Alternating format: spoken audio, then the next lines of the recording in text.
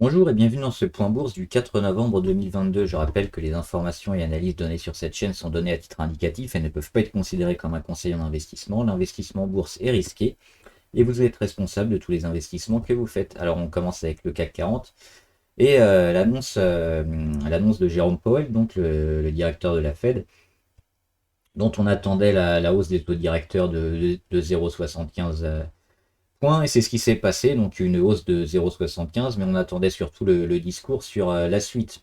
La suite qui a été moyennement accueillie, on l'a vu juste après, pourtant.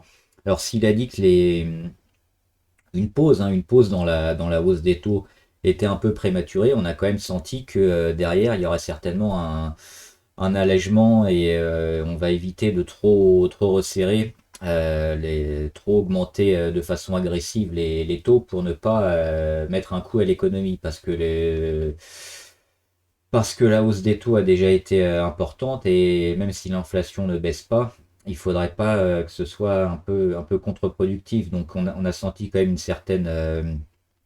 une certaine volonté dans l'avenir de vouloir être un peu moins agressif. Donc ça veut dire quoi? Ça veut dire certainement pas de pause tout de suite dans l'arrêt dans la hausse des taux, c'est-à-dire pas dans 2 mois, on n'aura pas de statu quo, on aura certainement encore une hausse, mais pas une hausse de 0,75, on s'attend certainement à une hausse de 0,5. Donc c'est quand même plutôt une bonne nouvelle pour les marchés actions. Donc si l'annonce avec les, la hausse, la continuation de la hausse était prématurée, donc selon les propos de Powell, pour arrêter cette augmentation. On a vu que le lendemain, c'est quand même reparti sur les marchés. Donc un peu de déception à chaud. On l'a vu ici, hein, c'était ce jour-là, ce mercredi. Donc une grosse baisse. Et puis aujourd'hui, ça monte. Et on va voir sur les marchés US, c'est pareil. Ça a monté. Donc on a eu une baisse à chaud parce qu'on s'attendait peut-être à un discours un peu plus clément de la part de la Fed. Mais si on analyse un peu plus en détail, on voit que quand même, il va y avoir un, un peu de lâcher prise au niveau des taux ces prochains mois. On espère évidemment que ça va continuer à freiner l'inflation et surtout on a les résultats des entreprises. Si les techs étaient moyennes, on a pas mal d'entreprises qui s'en sortent plutôt bien, plutôt mieux même que ce qui était attendu. Donc ça c'est une bonne chose et ça va permettre dans le futur, en novembre, décembre, janvier, d'avoir une politique un peu plus cool et certainement des actions, le marché action qui devrait reprendre un peu plus de couleur. Alors on regarde le CAC 40. Le CAC, donc grosse poussée, hein, aujourd'hui, il prend presque 3%, plus 2,7, avec pas mal de volume. C'est vendredi, c'est normal. Et une belle poussée, hein, depuis le support ici à 5700. Alors on va dézoomer un petit peu.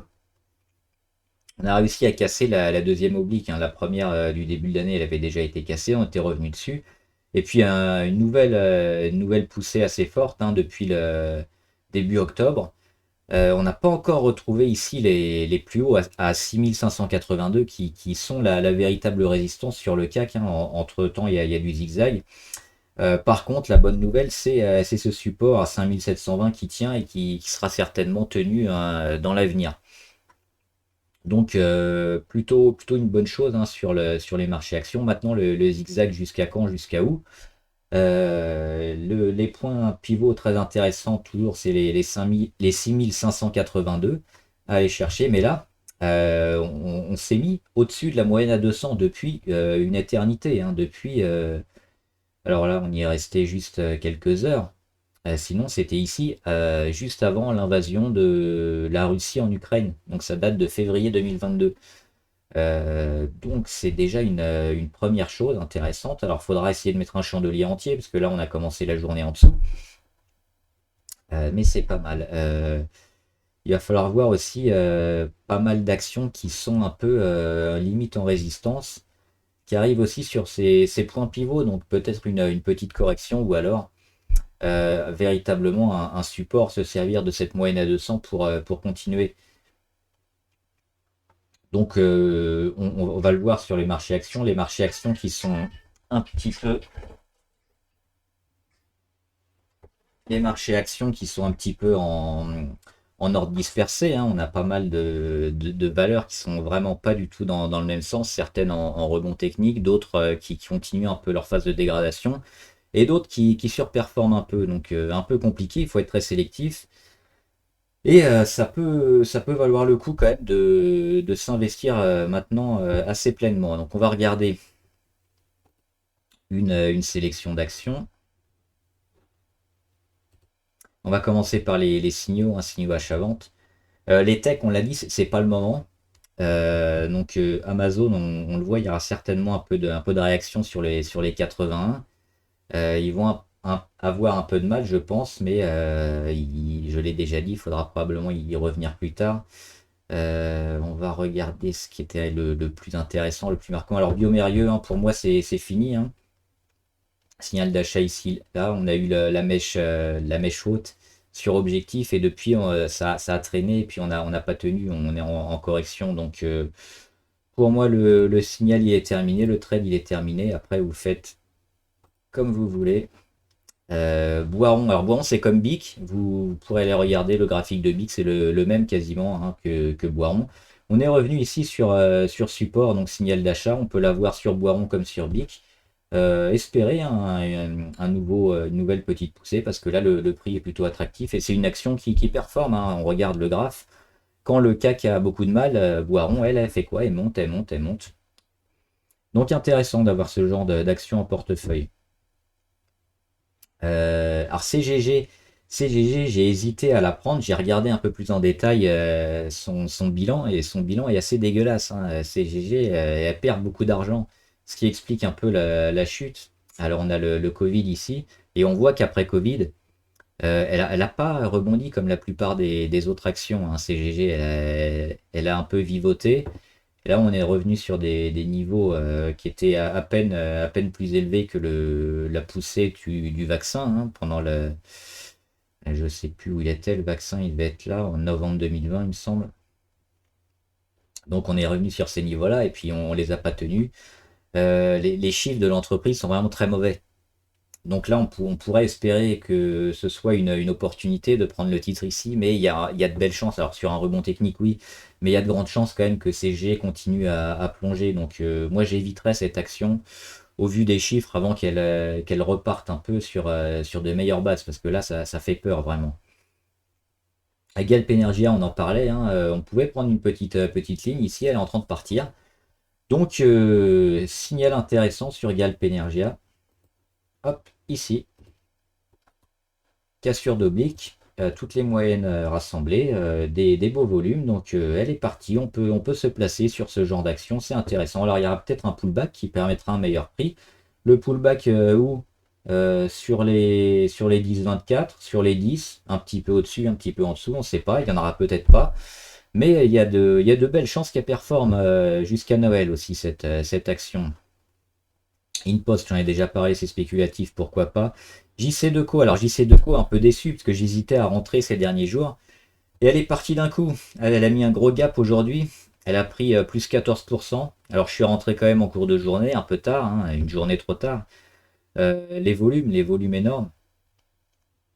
Pareil, il y aura peut-être un pullback qui permettra de moyenner un peu le prix ou de rentrer pour ceux qui l'ont raté. C'est probablement pareil, une action bien intéressante JC Deco de la toucher ici sur les moins de 15, moins de 16, sur les 14 et puis encore mieux sur les 13, hein, JC Deco. Très favorable pour les semaines à venir. L'Oréal, c'est pareil, j'espérais la prendre aujourd'hui ici sur les 303. Elle est partie d'un coup, pas eu le temps de l'attraper. Il y aura peut-être encore un zigzag et un retour sur les 300 à voir. Les 300 qu'il faudra tenir, hein. Alors, on pourra enfoncer un petit peu, mais on espère quand même une belle réaction dans ces niveaux-là, et puis un range entre 300 et 325. NESR qui est en train de repartir, alors en début de séance on était pas mal, là on rend un peu. Mais elle a fait le pullback et puis maintenant on en est là. Que quid du pullback? Est-ce qu'il est véritablement ici sur les 6,91, un peu plus bas, un peu plus haut? Mais on est toujours très favorable sur cette action, hein, les volumes qui continuent. Elle vit normalement, on attend une réaction ces prochains jours et la semaine prochaine, notamment la semaine prochaine, il faudra à minima tenir les 6,90 et puis commencer à les travailler et puis retrouver les 7,45 et plus, mais elle travaille normalement, hein, NESR. Tout à fait correct ce genre d'action. Netflix, on l'avait dit à court terme négatif, elle va peut-être combler le gap et puis sur réaction se replacer sur Netflix, ça sera toujours intéressant. Nvidia, elle est intéressante aussi, je répète pas ce que j'ai dit la dernière fois. Valourec, grosse journée, hein, 6,92, presque 7%. Elle est montée à plus de 8 en cours de séance. On l'avait mis ici en signal d'achat. Elle a fait un petit pullback, on l'a vu en épousant à nouveau l'oblique de correction, l'oblique rouge, et elle repart. Donc c'est parfait. Maintenant, les volumes sans être exceptionnels sont là aujourd'hui. Valourec très favorable, hein, pareil, hein, pour tout le mois de novembre. On devrait aller chercher bien haut. Veralia, elle est en train de temporiser ici sur un léger pullback sur le support, hein, le support des 27,86. Il est travaillé, il est tenu pour le moment. On va attendre la semaine prochaine aussi la réaction sur la moyenne à 20 jours pour voir ce qui va se passer. Est-ce qu'on va voir la deuxième vague qui va partir ou au contraire une fin d'euphorie sur Veralia? La réponse la semaine prochaine. Et Vinci, alors Vinci c'est gagné, hein. Elle a atteint aujourd'hui l'objectif final qui était sur les 95-96, en laissant un petit gap, hein, ces derniers jours. Donc pour moi pareil, le trade il est fini, il est gagnant ici. On peut soit vendre sur objectif, soit garder une partie, la moitié ou une petite partie du trade pour voir jusqu'où ça peut aller. Éventuellement, mais on arrive quand même un peu sur la fin. Alors, on peut toujours aller chercher beaucoup plus haut, hein, c'est une possibilité, mais là, on a fait une belle poussée, hein. On partait ici des 84, 86, voire un peu plus bas, hein, si on le prenait sur la pré-cassure, pour finir à 95, donc un beau trade. On va regarder, alors juste avant les actions de la watchlist, il y avait quelques actions du CAC qui étaient intéressantes à mon sens à regarder. C'est ça, c'est Air Liquide. Et qu'est-ce qui se passe? On a vu beaucoup d'actions, hein, sur le CAC, on voit ils sont quasiment tous verts. Maintenant, il faut regarder un peu plus en détail ce qui se passe sur les actions. Est-ce que c'est véritablement une poussée vers, euh, vers le haut qui va être durable?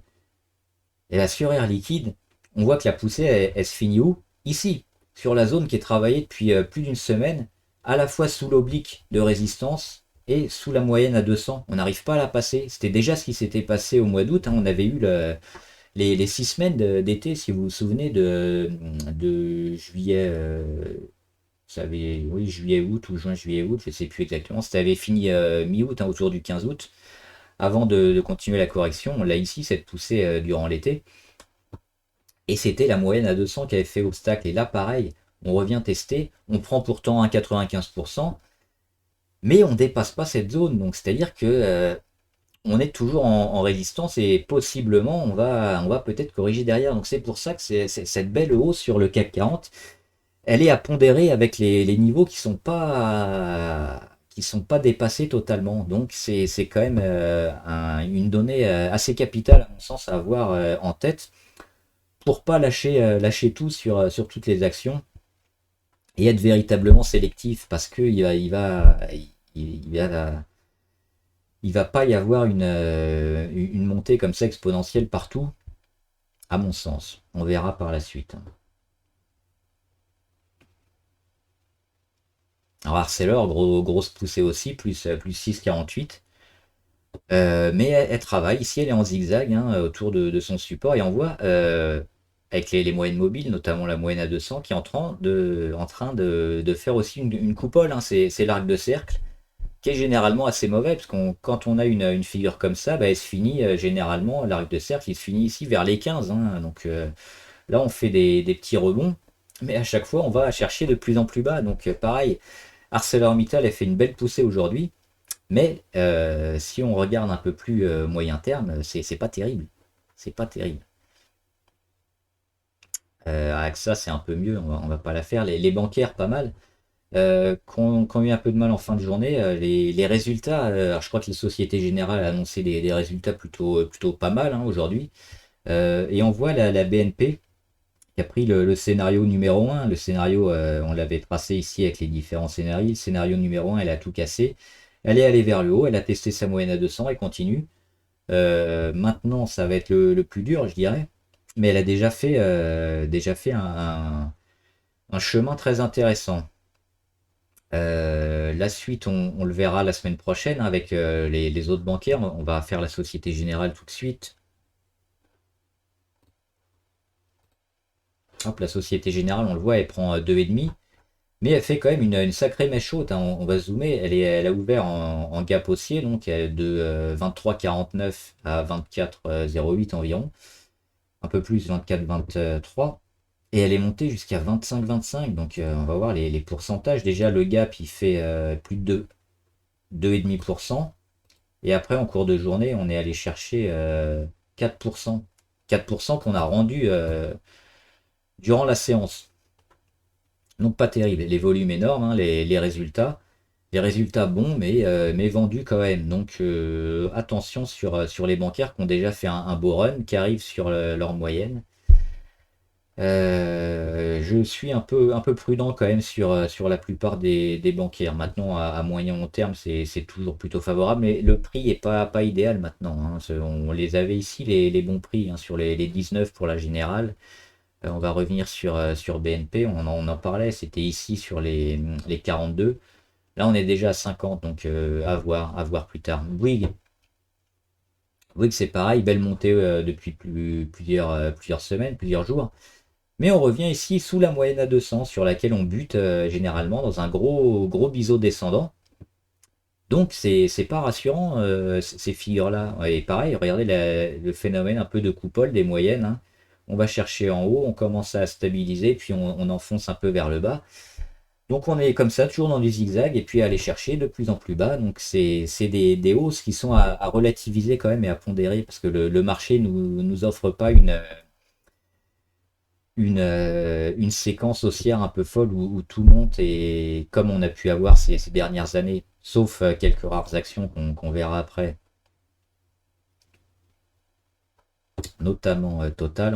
Alors le luxe aujourd'hui qui a porté le CAC, hein, mais c'est pareil. On voit le luxe, il s'arrête tout. Hermès, on a une grosse résistance ici à 1400.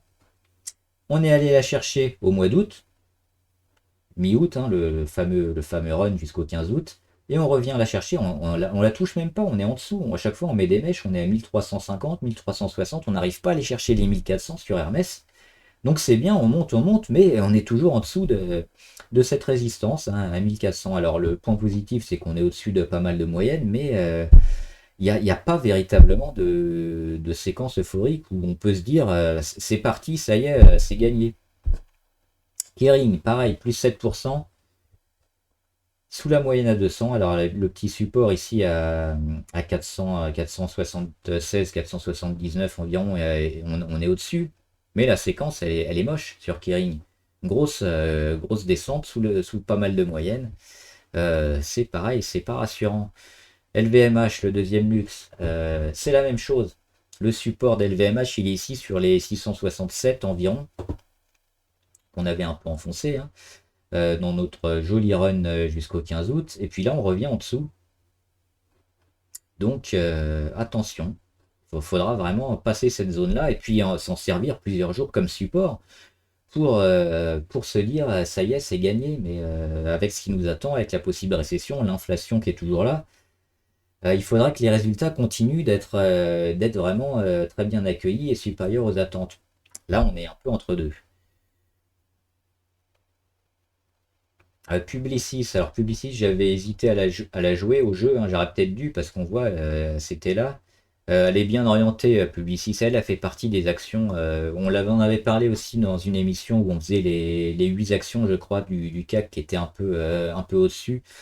et qui avait des chances de performer. Il y avait Publicis et elle est plutôt pas mal, hein. Quand on voit ce genre de graphe, elle est au-dessus de son support, elle est au-dessus de la moyenne, elle est au-dessus de toutes les moyennes mobiles. Et elle a cassé depuis un moment, elle a déjà retravaillé elle a fait son breakout et son pullback. C'est propre, c'est très propre pour Publicis, qui devrait pas trop avoir de mal ces prochaines semaines. Safran, alors Safran elle résiste, moi je joue contre toujours Safran. Pour l'instant elle est entre deux, on voit qu'il résiste un jour plus, un jour moins, toujours dans cette zone-là. Le but c'est toujours d'aller chercher les 100 et moins. Pour l'instant elle n'a pas choisi son sens, mais si on regarde les indicateurs niveau MACD, ça se rapproche, hein, les lignes qui se rapprochent, les petits istos de plus en plus petits. On était en surachat, on est passé dans la zone normale au niveau du RSI, hein, sous les 70. Là, on est en dessous, 68. On attend l'inversion de tendance et puis les gros chandeliers qui vont vers le bas. Pour l'instant, le scénario est toujours plausible et toujours favorable, hein. Il y a plus de chances d'aller vers le bas que autre chose. Euh, Téléperformance aussi, moi j'ai quelques doutes sur Téléperformance. Quand on voit le graphique, c'est pareil, hein, la fameuse coupole avec l'arc de cercle. Les plus hauts de plus en plus bas. Alors là, on a eu un beau rebond et puis on bute sur la moyenne à 50. On le voit ici depuis quelques jours. La moyenne à 50 qui est sur les mêmes niveaux qu'une résistance à 272. Ça fait beaucoup, ça fait beaucoup. Moi, je jouerais contre Téléperformance ces prochains jours, donc à voir. Il y a pas mal de volume aussi. On voit les histos qui sont en train de presque de disparaître, hein, les histos verts. On a fait une belle poussée ici pour revenir sur la ligne des zéros, mais on n'est pas loin de l'inversion de tendance. Donc pareil, Téléperformance, attention, moi j'aurais plutôt un biais négatif.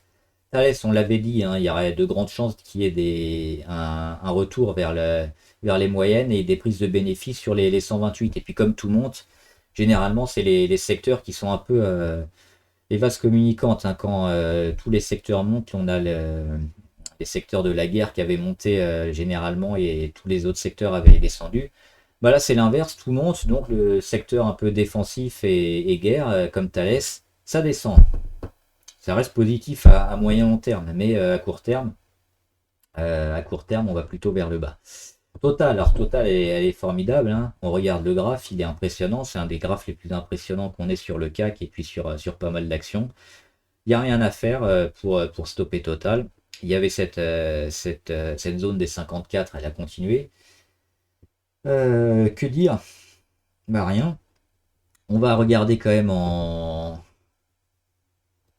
hebdomadaire pour voir avec cette oblique sur les plus hauts, cette oblique sur les plus bas. On se dit que peut-être on arrive quand même dans une zone de surchauffe. Alors ça ne veut pas dire que Total va stopper sa montée, mais il y aura certainement aussi pas mal de zigzags comme ça. Et là, comme on est dans le haut, sur le haut, on le voit souvent, hein, ce genre de config, quand on tape un peu sur le haut, on a des retours vers le bas. Alors, elle va peut-être continuer comme ça pendant 2 mois, 3 mois, 6 mois à monter, elle dépassera les 57, les 60, les 65, mais à court terme, on est sur cette zone-là. On est sur une zone qui est compliquée parce on a fait un run très important et on commence à taper des plus hauts qui coïncident avec l'oblique. Ça, c'est une première chose. Et puis la deuxième chose, c'est la flèche qu'on a ici d'avant Covid, hein. Là, on est dans du graphe très long terme où j'ai fait commencer la flèche ici en 2011. On a le Covid ici pour voir un peu que après l'après-Covid, on a récupéré tout, hein. Tout ce qu'on avait perdu du Covid, on l'a retrouvé ici en début d'année 2022. Et on a continué et on a même surperformé puisqu'on est au-delà de la flèche et de la performance qui avait été faite depuis 2011 et la belle performance qu'on avait entre 2011 et le Covid. Donc, il y a aussi cette donnée-là à prendre en compte qu'on est peut-être ici en surchauffe au-dessus de la flèche blanche ici. Si vous voyez, la performance de la flèche blanche, c'est la performance moyenne.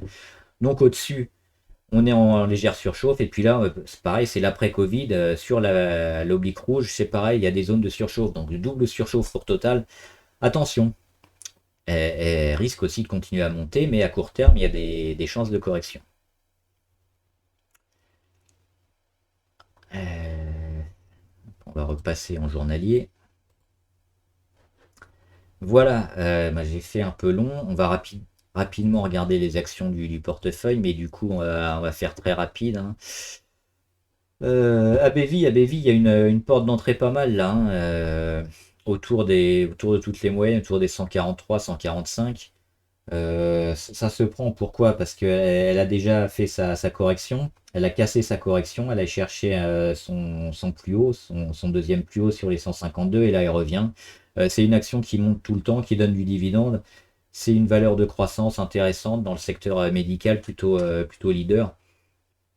On est pareil dans du moyen terme, hein, sur ABV et à court terme c'est une porte d'entrée pas mal. On aura peut-être une porte d'entrée aussi un peu meilleure sur les 140. Mais je pense qu'ici, c'est tout à fait honnête d'acheter à BV autour des 143, 145 $.